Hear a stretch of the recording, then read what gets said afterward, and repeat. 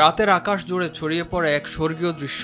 পৃথিবীর ছায়ায় ঢাকা পড়ে ধীরে ধীরে লালচে রং ধারণ করে চাঁদ, যা বিশ্বজুড়ে ব্লাড মুন নামে পরিচিত।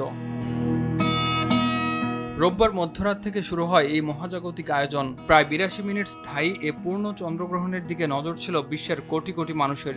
চীনের বেজিং থেকে ভারতের মুম্বাই আর আফ্রিকার পশ্চিম প্রান্ত থেকে অস্ট্রেলিয়ার সিডনি, সারা বিশ্বের অসংখ্য চোখে ধরা পড়ে রক্তিম চাঁদের মোহনীয় এরূপ। এর আগে আমি কখনো ব্লাড মুন দেখিনি। এটি ছিল এক অসাধারণ অভিজ্ঞতা। প্রথমে আমার মনে হচ্ছিল কিছুই হচ্ছে না, একেবারেই লাল ছিল না যেভাবে বলা হয়েছিল, কোনোভাবেই লাল দেখাচ্ছিল না। কিন্তু রাত 8:30 নাগাদ আসে সেই জাদুকরী মুহূর্ত। ভারতের দিল্লি, চেন্নাই আর বেঙ্গালুরুর বাসিন্দারা ছাদে দাঁড়িয়ে, কেউ বা দাঁড়িয়ে টেলিস্কোপ হাতে, কেউ আবার মোবাইল ফোনে ধরে রাখেন রক্তিম এই মুহূর্তকে। আমেরিকায় গত কয়েক বছরে যখনই চন্দ্রগ্রহণের কথা বলা হয়, আমি ছবি তোলার চেষ্টা করেছি, কিন্তু শহরে অতিরিক্ত আলো থাকায় কখনোই ভালোভাবে দেখা সম্ভব হয়নি। তবে সৌভাগ্যবশত এবার আমি কেনিয়ার ন্যাশনাল পার্কে ঘুরতে এসেছি, আর এখানে দাঁড়িয়ে চাঁদের এক অন্যরকম সৌন্দর্য দেখেছি। মধ্যপ্রাচ্যের আকাশেও ধরা দেয় পূর্ণ চন্দ্রগ্রহণের এই সৌন্দর্য। দুবাইয়ে আয়োজন করা হয় বিশেষ এক পর্যবেক্ষণ ক্যাম্প।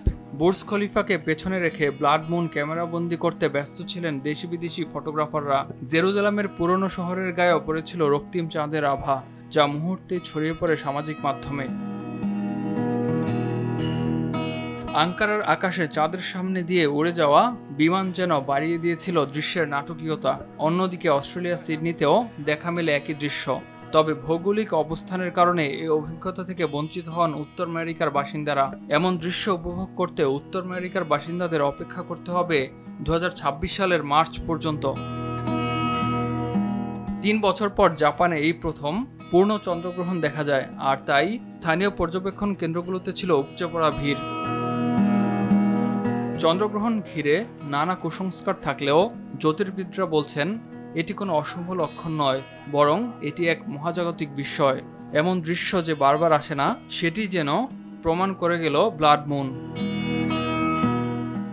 ইমতিয়াজ আহমেদ, RTV।